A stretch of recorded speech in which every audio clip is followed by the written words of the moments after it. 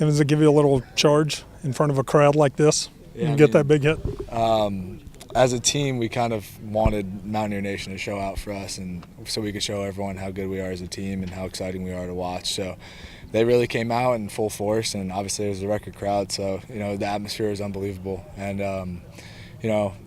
from a team standpoint, we hope they want to come back and see us more. So going the other way is not really your thing. Hadn't been your thing so far. Is that an on purpose, something you were looking to do? Yeah, so I was going through a rough streak where I wasn't hitting great in the past week and a half, and one thing that Coach Mazey's been preaching to me and telling me is go back to your approach the opposite field gap and start putting balls over there, and that'll fix everything else. So I stopped thinking and just went up there and tried to go opposite field with everything. And the sacrifice fly.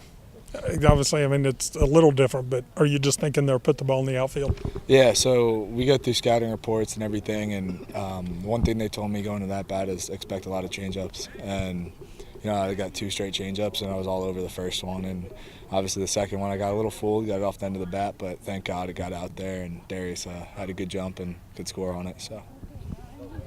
When you're able to win a game like this, put up the run that you need there in the bottom of the 8th, what does that say about this team and just the way that it does not give up, you guys fight till the end? Yeah, I mean, it's always a gut punch when, you give up a 3-run homer and they tie the game, and especially against a team like Pitt, who's one of our rivals, and they're a great team. So, we've always preached throughout the year that our team can win in so many different ways, and whether that's hitting a gap, hitting a home run, or stealing bases.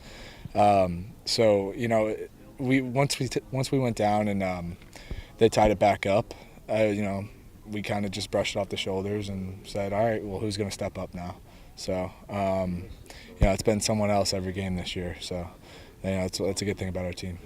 So in those moments, that is what you do in the dugout. You just kind of collectively, as a team, said, hey, no matter who it is, somebody needs to go in there and they need to make that big play. That's the message. Yeah, I mean, we've won every game this year with someone else, going 2 for 2 or 3 for 3 with a bunch of RBIs, and not only our offense but our pitching too. I mean, Zach Ottinger stepped up tonight. The freshman, he's got a little experience, but in front of a crowd like this, it's always tough. And he stepped up and did his job. And it's not so much our offense; it's more of him getting the momentum back in our dugout. So, you guys have been scoring a lot of runs late. Also, that must help the confidence in the dugout when the 7th inning shows up. Yeah, we always take pride on being able to put together our best at bats at the end of the game, and that's what they always preach. And our focus is always laser focus once we get late in the innings. And against Oklahoma, we came back and put up 5 or 6 runs in the 7th or 8th inning, whatever it was, and we try to focus on being good in the late innings, and that's what wins ball games. So. Tell us a little bit about your fan club up here along the first baseline. Who all is up there, and are they the loudest people in the park? Yeah, they're pretty loud. They were messing with me all game. I didn't really know who they were before the game started, and obviously when you're on deck, I try to talk to fans and interact with people because it's always fun.